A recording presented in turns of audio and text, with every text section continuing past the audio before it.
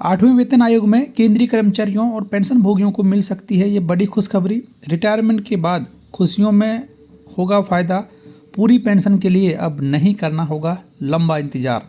केंद्र सरकार अब एक ऐसे बड़े फैसले लेने की तैयारी में है जिससे लाखों पेंशन भोगियों को आर्थिक राहत मिल सकता है। दरअसल कमिटेड पेंशन की बहाली अवधि को मौजूदा 15 वर्षों से कम करके 12 वर्ष करने की मांग ने जोर पकड़ लिया है। यह मांग सरकारी कर्मचारियों की प्रतिनिधि संस्था नेशनल काउंसिल द्वारा सरकार को सौंपे गए मांग पत्र का हिस्सा है। अगर सरकार इसे स्वीकार कर लेती है तो रिटायर हुए कर्मचारियों को 3 साल पहले ही पूरी पेंशन मिलना शुरू हो सकती है, जिससे उनकी आर्थिक स्थिति काफ़ी सुधर जाएगी।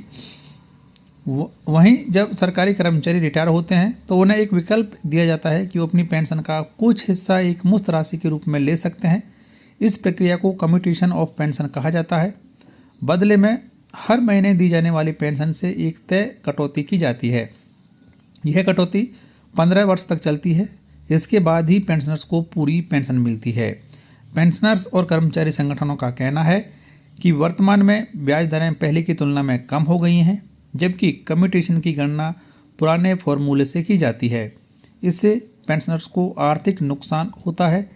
इसलिए अगर यह अवधि 12 साल कर दी जाए तो पेंशनर्स को राहत मिलेगी, खासकर उन वर्षों में जब स्वास्थ्य संबंधी खर्च और पारिवारिक जिम्मेदारियां ज़्यादा बढ़ जाती हैं। तो इसी की वजह से ये बड़ा फैसला सरकार के द्वारा लिया जा सकता है कि कमिटेड पेंशन को 12 साल के बाद में ही फिर से बहाल कर दिया जाए। तो ये एक बड़ा फ़ायदा होगा सभी कर्मचारियों के लिए कि यदि सरकार 12 साल में कमिटेड पेंशन बहाल करने का फैसला लेती है तो यह लाखों पेंशनर्स के लिए एक बड़ी राहत होने वाली खबर होगी।